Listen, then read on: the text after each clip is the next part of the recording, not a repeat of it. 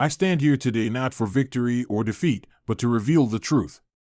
My voice echoes through the solemn New York State Supreme Court, and each word seems like a heavy hammer, pounding on the hearts of everyone present.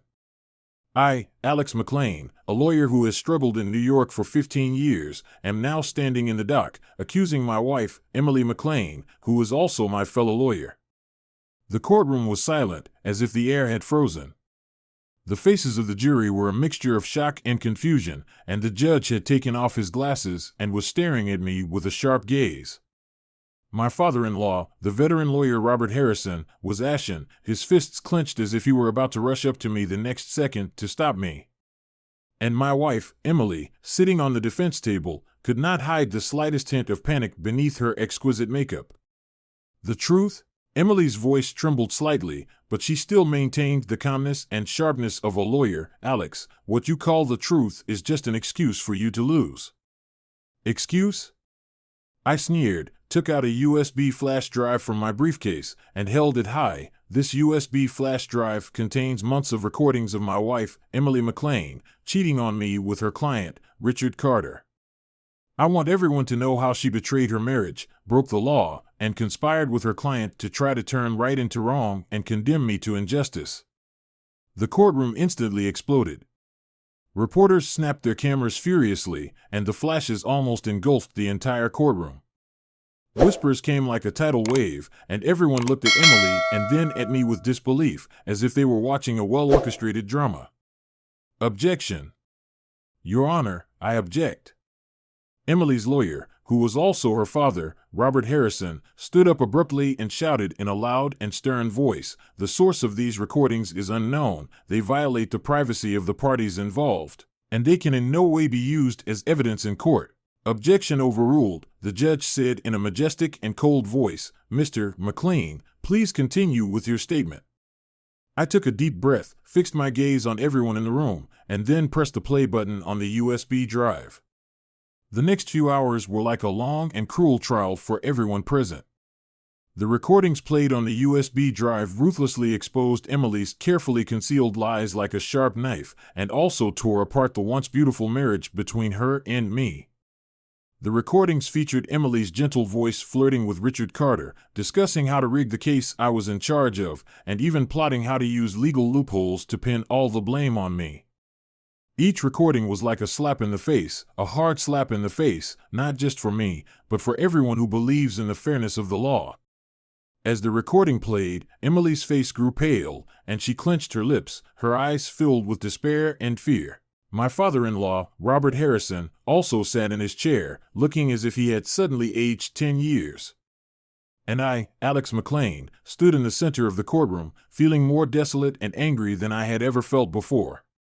My once beloved wife had betrayed me so viciously, using me and even trying to destroy everything I had. How did this happen? My encounter with Emily was like a romantic scene from a Hollywood movie. It was at New York University Law School. She was a top student in the law department, and I was the star of the debate team. We met because of a mock court debate competition. Her sharp debating style and independent thinking deeply attracted me. And I, with my sunny and cheerful personality and sense of humor, also made a deep impression on her. We fell in love quickly, and after graduation, we joined a well-known law firm in New York together. We were partners at work and partners in life. To outsiders, we seemed like a perfect match. 5 years later, we got married. The wedding was held on the beach in Long Island. Sun, sand, waves, everything was as beautiful as a fairy tale. I thought I would live happily ever after with Emily. However, marriage is not a fairy tale, but reality. As time went by, cracks began to appear in Emily and I. We both loved our careers as lawyers very much, and work occupied most of our time. The competition in the law firm was fierce, and in order to win more clients and higher positions, we both did our best, leaving almost no time for each other. Emily became more and more dominant and independent. She no longer relied on me and listened to my opinions as she did when we were in love, but became dictatorial and even a bit aggressive. We often argued about work. "Alex, can you stop being so conservative?" This case can go further. Why are you so timid? Emily's voice was sharp and mean. Emily, the law is not a game. We need to be cautious and stable, not take risks. I tried to reason with her, but she simply wouldn't listen. Cautious? Stable? In this society where the weak are preyed upon by the strong, caution and stability will only make you fall behind. You need to learn to seize opportunities and do whatever it takes. Emily's eyes were full of ambition and desire, which made me feel strange and scared. In addition to our differences at work, our lives together were becoming more and more boring. We had no common interests or hobbies, no common friends, and even our communication was becoming less and less. Every night when we got home, we just collapsed exhausted on the bed, each playing with our phones, not wanting to say a word. Our marriage was like a boat in a storm, at risk of capsizing at any moment. The arrival of Richard Carter was like the final straw that broke our marriage. Richard was a real estate developer, handsome, suave, and generous. He approached Emily because he was involved in a business fraud case and wanted her to defend him. Emily took the case very seriously. She spent a lot of time and energy researching the case, meeting with clients, and often working late into the night. I understood her work and supported her career, but gradually I noticed that her concern for Richard Carter seemed to go beyond the normal scope of a lawyer's relationship with a client. She began to receive frequent calls from Richard, sometimes waking her up in the middle of the night. She would cancel our dates and even our weekend trips to be there for Richard. Alex, Richard's case is very complicated. I have to give it my all to help him get off, Emily always explained, and I chose to believe her. Until one day, I accidentally saw a text message on Emily's phone. The text was from Richard, and it was full of suggestive and flirtatious content. My heart sank to the bottom of the abyss. I began to secretly investigate Emily and Richard's relationship. I followed her, checked her phone records, and even installed a bug in her office. I discovered that Emily and Richard's relationship was far more complicated and dirty than I had imagined. They were not just a client and lawyer, but also a pair of secret lovers. They often dated at high-end restaurants, stayed in rooms at luxury hotels, and even traveled abroad together. My world collapsed.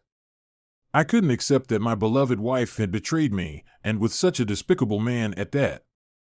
Anger, pain, humiliation, a flood of negative emotions almost overwhelmed me. I couldn't control my emotions, and I began to drink heavily, suffer from insomnia, and even lost the ability to work properly. I wanted to confront Emily, to face her, but I was afraid to hear the truth. I was afraid that once the truth was revealed, there would be no way to repair the damage between us. But some things cannot be avoided. The trial of Richard Carter had begun, and I, as a senior lawyer at the firm, was assigned to prosecute the case and face Emily in court. I knew it was going to be a tough battle. Emily was an excellent lawyer, well-versed in the law, eloquent and supported by her father, the veteran lawyer Robert Harrison. But I had no choice. To uphold the law and defend my dignity, I had to stand up and expose their crimes. In court, Emily and I were like two strangers, attacking and accusing each other, stabbing each other with the sharpest words. Emily maintained her usual calm and confidence, cleverly using legal provisions to try to exonerate Richard. She even accused me of using my position to persecute her client. Alex, what you're doing will only bring shame on yourself. Emily's eyes were full of contempt and disdain. Shame? I sneered. The one who is truly ashamed is you, Emily McLean. You are the real shame, for you betrayed your marriage and broke the law for money and lust. My words made Emily's face turn pale. She knew that I had already uncovered her secret, and she could no longer cover up her crime. During the final stage of the court debate, I took out a USB flash drive and played the recordings that were enough to ruin her reputation. The courtroom was in an uproar, and everyone was shocked by this sudden reversal. Emily's defense completely collapsed, and Richard Carter was left speechless. In the face of the overwhelming evidence, they could no longer argue. The jury quickly reached a verdict, and Richard Carter was found guilty. Emily also faced the punishment of having her lawyer's license revoked for violating professional ethics. The moment the court announced the verdict, I felt an unprecedented sense of relief and liberation. I had finally done justice for myself and for the law. After the court case, my marriage to Emily came to an end. We went through the divorce process, divided our assets, and completely ended this once beautiful marriage. The divorce process was not smooth. We fought constantly over the division of assets and the custody of our children, blaming and hurting each other. It is sad to say that two people who once loved each other have now become enemies, but I don't regret it. I know that there is no longer any love between Emily and me. Our marriage was a mistake from the start, a mistake based on lies and betrayal. After the divorce, I left the law firm and opened my own small law firm. I no longer pursue fame and fortune. I no longer crave success. I just want to do something I like and live a peaceful life. I began to re-examine my life, to reflect on my marriage to Emily and on everything I had been through. I realized that marriage is not just about love, but also about responsibility and commitment. When a marriage breaks down, we need to communicate honestly and face it together, rather than running away and betraying each other. I also understood that revenge does not bring true happiness, but only plunges oneself into even deeper pain. The reason I exposed Emily's crimes in court was not just to take revenge on her, but also to uphold the justice of the law and to protect myself from further harm. Life after the divorce was not easy. I needed to get used to being on my own again, rebuild my relationships, and find a new direction in life. But I didn't give up. I knew that life was still long and the future held endless possibilities. I had to learn to let go of the past and embrace a new life, a new beginning. I started to participate in social activities, make new friends, learn new skills, and even try some new hobbies. I discovered that there are actually many beautiful things in life, I just didn't notice them before. I started to regain my happiness and confidence, and I also started to believe in love again. I know that one day, I will meet a woman who truly loves me and is worthy of my true heart, and we will create our own happy life together. During the darkest moments of my life, my friends gave me great support and help. My childhood friend Mark, a successful businessman, has always been my most trusted friend. During my darkest times, Mark was always there for me, listening to me, comforting me, and helping me get out of trouble. Alex, I know you're in pain right now, but you can't keep wallowing in it. You need to pull yourself together and start your life again, Mark said to me with deep concern. Start again? How can I? I shook my head with a bitter smile. I know it's not easy, but you must try. You are a good lawyer, you have many talents and abilities, you can't let a failed marriage ruin your whole life. Mark patted my shoulder and encouraged me, trust me, Alex, you will find your own happiness. My colleague Sarah is also a good friend of mine. She is a very kind and warm-hearted woman who has always taken good care of me. After my divorce, Sarah often invited me to her family gatherings, introduced me to new friends, and helped me expand my social circle. Alex, you are a wonderful man, and you should not punish yourself for Emily's mistakes. You deserve a better life and a better love, Sarah said to me tenderly. Thank you, Sarah, I said, looking at her gratefully, my heart filled with warmth. And there was also my psychologist, Dr. Lee, who is a very professional counselor. When I had a breakdown, Dr. Lee helped me analyze my psychological state, guided me out of the psychological shadow, and rebuilt my self-confidence. Alex, your pain is understandable, but you can't let it control your life. You need to learn to accept reality, let go of the past, and look to the future, Dr. Lee patiently explained to me. I know, Dr. Lee, I will try my best, I nodded firmly. It was with the support and help of my friends that I was able to get over the shadow of divorce and start my life again. They made me understand that there is more to life than just love. There is also friendship, career, and many other things worth pursuing and cherishing. 1 year after the divorce, my life gradually got back on track. My law firm was doing better and better, my social circle was getting bigger and bigger, and my mood was getting more and more cheerful. I began to try to accept new relationships, and I also began to look forward to new love. I knew that I could not lose confidence in love because of a failed marriage. At a friend's party, I met a woman named Jennifer. Jennifer was a primary school teacher, gentle and kind, optimistic and cheerful, full of energy. She was different from the women I had known before. She did not have the strength and ambition of Emily, nor the pretentiousness of the other women. She was just a simple and sincere woman. Jennifer and I get along very well. We have many common interests and topics to talk about. We go to the movies, listen to concerts, go for walks in the park, and enjoy life together. I gradually discovered that I was falling in love with Jennifer. She is like a ray of sunshine, brightening up my life and warming my heart, making me feel the sweetness and beauty of love again. I plucked up the courage to confess my feelings to Jennifer. Jennifer accepted my love and we became lovers. With Jennifer, I feel very relaxed and at ease. She doesn't put pressure on me, doesn't ask me to do anything. She just silently supports me, accompanies me, and loves me.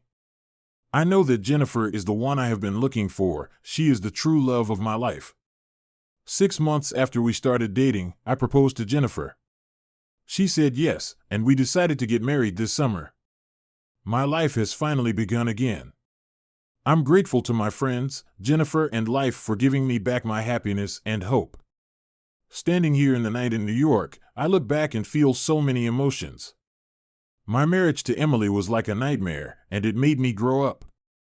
I used to think that love was everything in life, but after all this, I realized that there are many more important things in life, such as friendship, career, and self-fulfillment. I also realized that marriage needs to be nurtured, that it requires effort, and that both parties need to work together to make it last. When problems arise in a marriage, we need to communicate honestly and work together to solve them, rather than running away or cheating. And for those who betray their marriage, we must not tolerate it, but stand up for our rights and defend the justice of the law. I hope that my story will give some inspiration to all those who are in a difficult situation in their marriage. No matter what difficulties you encounter, don't give up hope, face them bravely, and solve them positively. Life is long and the future holds infinite possibilities. As long as we persevere, we will definitely be able to find our own happiness. If you like my story, please subscribe to my channel, where I will share more exciting stories and discuss the meaning and value of life with you. Thank you all.